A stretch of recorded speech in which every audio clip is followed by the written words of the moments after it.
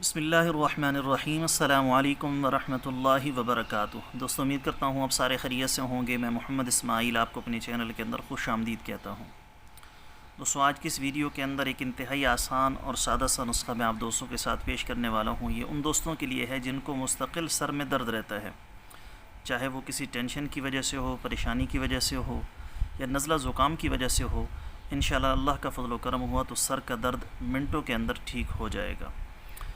دوستو نسخہ بتانے سے پہلے میری آپ سب دوستوں سے گزارش ہے کہ اگر کوئی دوست خالص روغن بلسان بدر والا منگوانا چاہتا ہو، خالص جنگلی شہد، زعفران، سلاجید یا کسی بھی قسم کی ادویات منگوانا چاہتے ہو، ہمارے واٹس ایپ پر رابطہ کر کے مکمل ڈیٹیل معلوم کر سکتے ہیں۔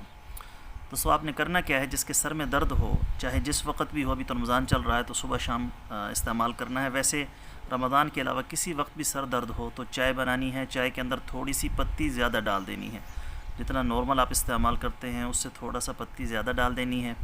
پتی ڈالنے کے بعد جب تیار ہو جائے چائے، اس میں تھوڑا سا لیمو نچوڑ کر اس میں چاہے تھوڑی سی چینی مکس کر دیں یا تھوڑا سا نمک مکس کر دیں چائے کے اندر، اور اس کو پی لیں۔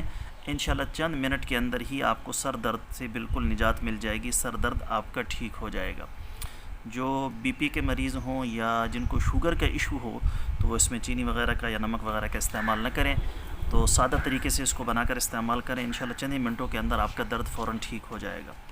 تو دوستو یہ تھی ہماری آج کی ویڈیو، امید ہے آپ کو پسند آئی ہوگی۔ پسند آئے تو لائک اور شیئر ضرور کریں اور ہمارے چینل کو ضرور سبسکرائب کر لیں۔ کل ایک نئی ویڈیو کے ساتھ میں آپ کی خدمت میں حاضر ہوں گا۔ اجازت دیجیے، شکریہ۔ السلام علیکم ورحمۃ اللہ وبرکاتہ۔